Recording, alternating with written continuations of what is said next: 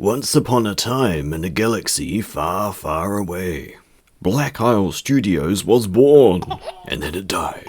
From the rubble, a group of former employees joined forces to create a new power, one that the universe hadn't seen the likes of before, or since.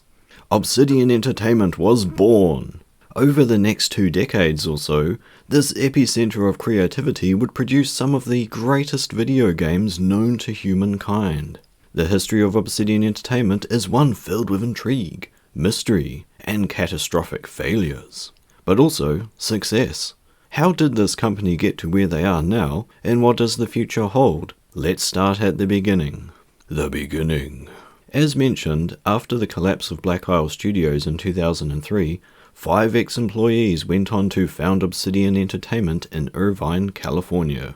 At Black Isle, they had worked on such games as Icewind Dale, Planetscape Torment, and Fallout 2, and assisted BioWare with Neverwinter Nights, Baldur's Gate, and Baldur's Gate 2.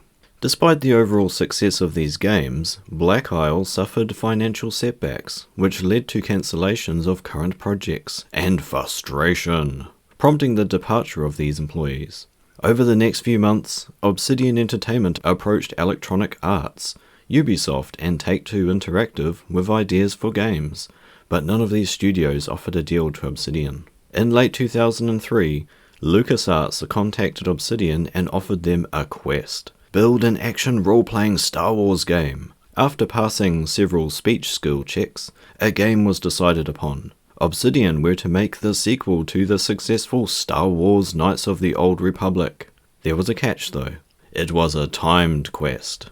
They were given a mere 15 months to complete the project, and despite additional support staff from LucasArts, the game, which came to be known as Star Wars Knights of the Old Republic 2: The Sith Lords, released with many technical issues and missing features, which had to be cut due to the time restraints. However, the game was a success and became a favourite with the RPGers. Obsidian set their sights on greater ambitions, and by mid-2004, they had expanded their staff count to 27, including many ex-Black Isle employees. Gaming colossus Atari tasked Obsidian to create a sequel to D&D role-playing game Neverwinter Nights. In 2006, Neverwinter Nights 2 was released to generally positive reviews. The 2 following years saw 2 expansions for the game, Mask of the Betrayer and Storm of Zahur. But working on one game just wasn't enough to quell the insatiable appetite for game development. During the development of Neverwinter Nights, Obsidian took on a side quest for Disney Interactive Studios and begun work on a prequel to Snow White and the 7 Dwarfs, called Dwarfs. However, a year later, due to a change in leadership at Disney, the project was cancelled, which made Obsidian sad. A sad time. The next few years saw quite a few ups and downs for Obsidian. The company received a lot of interest from various companies interested in hiring them to work on different projects. In late 2006 to 2007, Obsidian received interest from 3 publishers. Electronic Arts wanted them to make an RPG to compete with Bethesda's The Elder Scrolls Oblivion, along with another unnamed publisher who wanted their own fantasy RPG. Then Sega spoke to Obsidian about making a role-playing game set in the Alien franchise. The prototype for the game, which was named Aliens Crucible, included base building, dialogue choices, and character customization, like Fallout 4. Unfortunately, Sega decided to pull out of the deal, which made Obsidian sad. Again. Then Atari made contact with Obsidian and suggested a 3rd entry into the Baldur's Gate series, Baldur's Gate 3. This made Obsidian excited, and they began scheming to produce the most ambitious game the world had ever seen. However, Atari thought it sounded too expensive, and got so concerned that they sold themselves to another publisher. Guilty that they had pulled out on Obsidian, Sega came back and offered to help them create a brand new IP. It was going to be a spy-themed RPG. This eventually became Alpha Protocol. In classic Obsidian fashion, the game suffered from glitches and cut features as Obsidian struggled to decide on what to include in the finished game. Alpha Protocol was released in June 2010 to a mostly positive reception from the gaming community, but it was a financial failure. During the development of Alpha Protocol, another game was being worked on simultaneously. This game, known to some as a good game, and to others as the best RPG ever made by human hands, was to become the pinnacle of gaming greatness. Prior to this, a certain game company known as Bethesda Softworks, led by the elusive Lord Todd Howard, leader of the immortal clone army of Todd Howards, contacted Obsidian by way of the Dark Brotherhood and suggested that they make a Star Trek game, but the idea never got over the bridge. Failing that, Lord Howard of Bethesda had another idea. Following the commercial success of Fallout 3, Obsidian was to make a spin-off game for the series. It was to be a smaller, placeholder game, not a game to be used as a new standard for all future Fallout games and open-world RPGs to be held against. Something not too impressive, at least nothing to rival Fallout 3, but just be good enough to keep fans busy while Bethesda worked on the next Elder Scrolls game before getting around to making another Fallout. Oh my goodness! From out of the cosmic forge of video game production came a game so awesome and so powerful, so undeniably unprecedented that the video game industry would suffer irreversible damage and never be able to conjure up another to match its greatness. Fallout New Vegas was released in October 2010 to generally positive reviews. Actually, it ranked lower than its predecessor, but overall the Fallout fans thought it was pretty neat. Later, another deal, this time with publisher Red Eagle Games, fell through and was announced in April 2014 to have fell through. They were going to produce a few games based on the Wheel of Time fantasy novel series by Robert Jordan. It wasn't to be. After having realized that quality assurance and bug testing were important in video game development, Obsidian went on to produce Dungeon Siege 3. Although getting mixed reviews at launch, Dungeon Siege 3 was reasonably stable and mostly bug-free. Also noteworthy was its use of Obsidian's newly formed Onyx game engine. Obsidian was learning. Clever girl.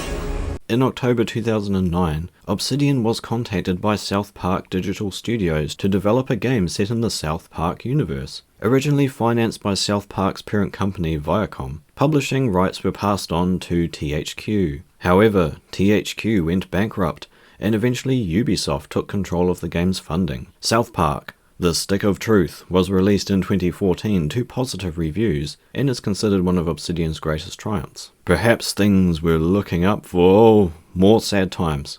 In 2011, Obsidian began working on Stormlands, a third-person open-world game for Xbox Studios. Then in 2012, it was cancelled by Microsoft Studios, which resulted in Obsidian having to fire 20 to 30 employees. Instead of scrapping Stormlands completely, they transformed it into another game named Fallen. This was pitched to 2K Games and Ubisoft, who weren't interested. However, Fallen eventually morphed into one of Obsidian's most well-known games, Tyranny, which released in 2016.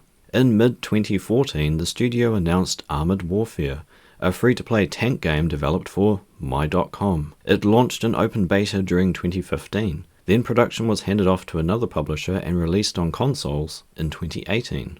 Around 2012, Obsidian teamed up with InXile Entertainment to work on Wasteland 2, the granddaddy series that inspired Fallout. After a successful Kickstarter campaign, Wasteland 2 was released in 2014. It was around this time that Obsidian was hit by even more financial problems, and things looked grim. Convinced that unless they could secure funding for their next game, they would go completely bankrupt, Obsidian turned to Kickstarter to raise money for Pillars of Eternity, a spiritual successor to Baldur's Gate. The game, released in 2015, was a huge success for the studio. This was followed by the expansion pack, The White March. Then later, a board game based on the video game was made for people who couldn't afford computers. It was announced in July 2015 that the company was working on the localization for Skyforge.